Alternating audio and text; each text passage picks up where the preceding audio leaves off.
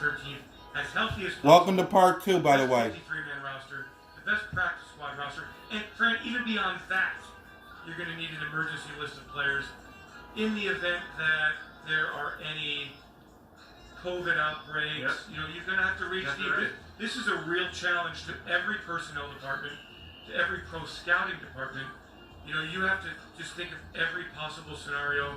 You've got to have backups for every position, including, as we've already seen, the head coaching job. Yeah, and because not even just having that emergency list like you talked about, but bringing guys in for workouts during the course of the season. It's not like every other year where a guy could just come in and work out in the bubble on a Monday or a Tuesday and he's on the team the next day.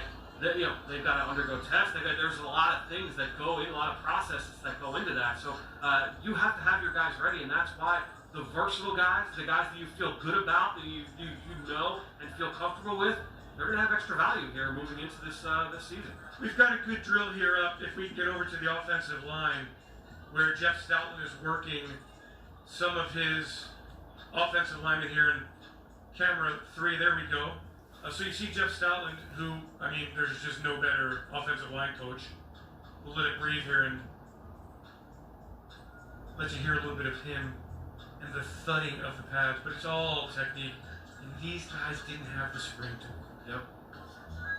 Dave, I did a segment with Coach Stoutland this summer, and it was a coach's masterclass, and he talked about some of the drill work that he does, and they rep the same thing over and over and over. And he said, as long as I am the coach here, we will do the same drills over and over and over, and that allows those guys to, once they get to the game, it's all just natural instinct. They're not thinking about what they're doing in the least bit.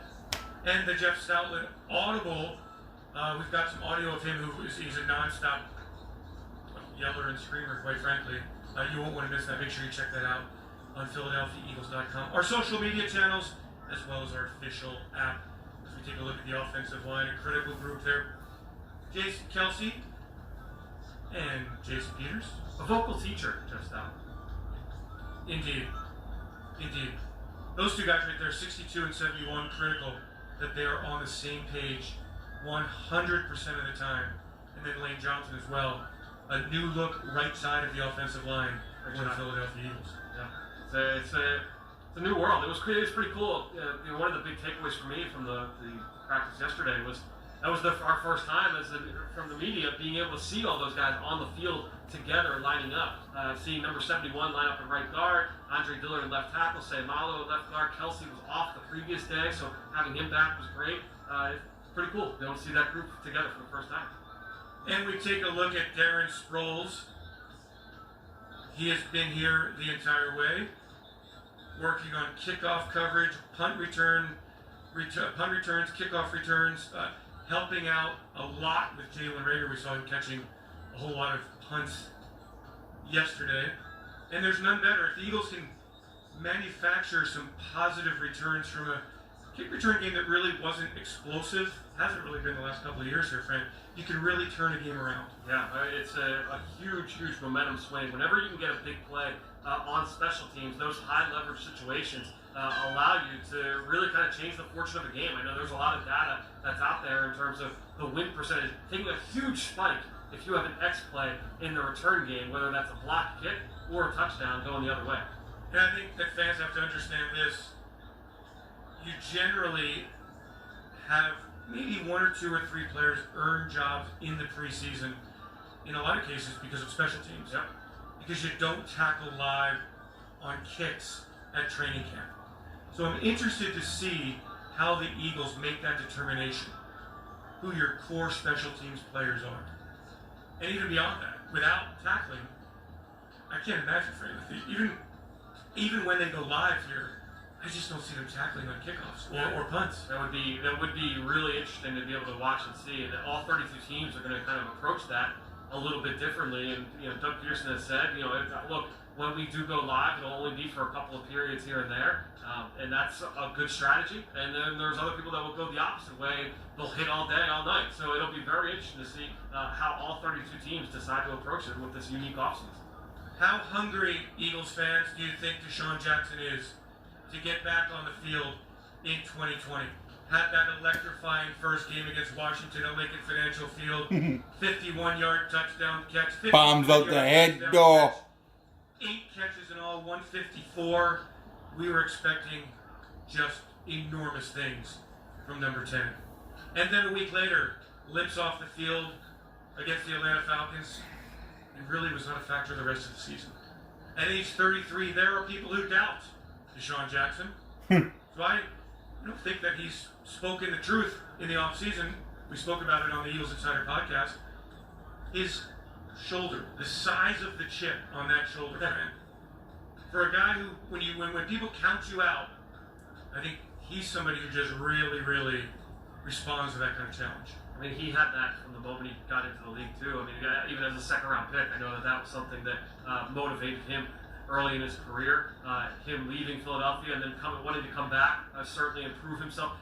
The best, I mean, if you watch the Michael Jordan documentary, always find some way to motivate themselves going into each year, going into each week.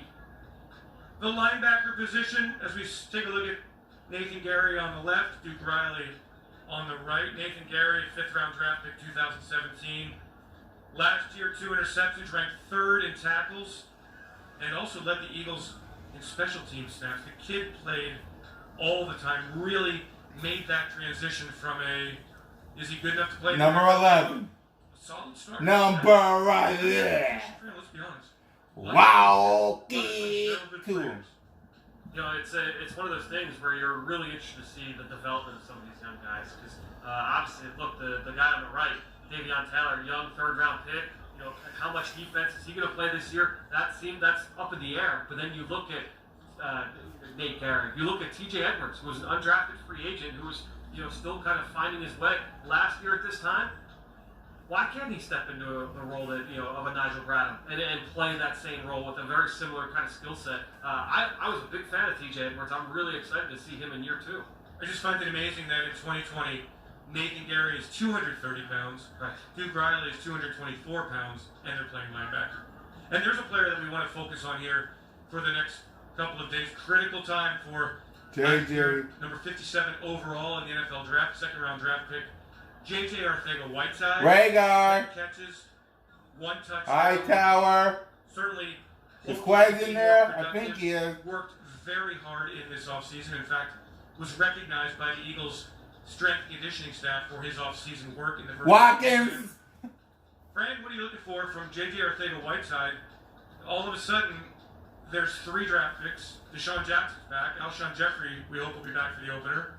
Where does J.J. fit in? Well, that was what I was most interested to see once he returned from that injury.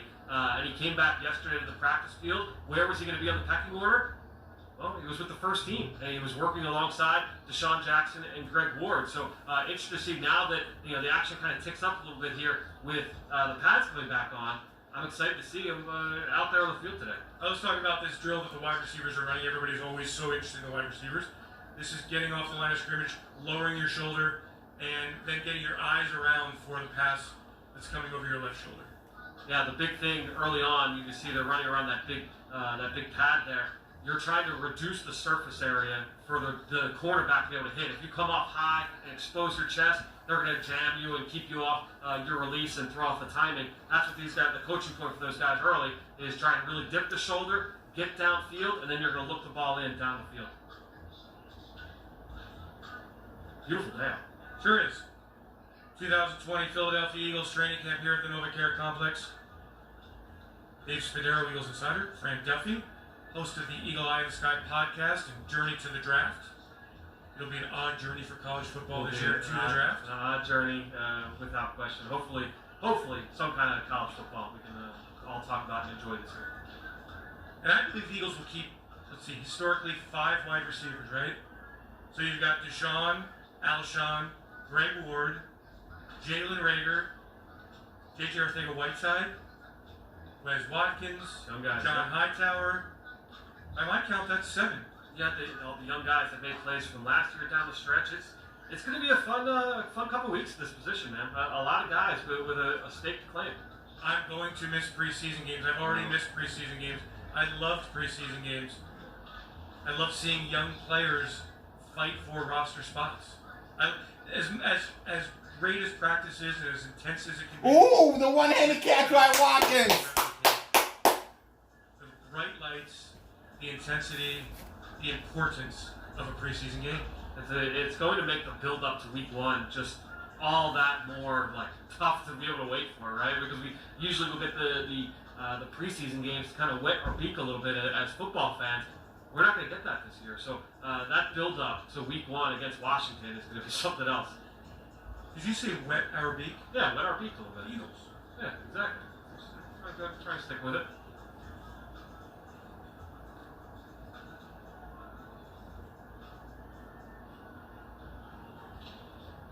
New wide receivers coach Aaron Moorhead. Good presence with those guys. And that'll do it for this coverage here. We are back on Sunday with more live stream coverage of Eagles training camp. All right, y'all. That's all I can give you guys. Thanks for watching part 2. Fly, Eagles, fly.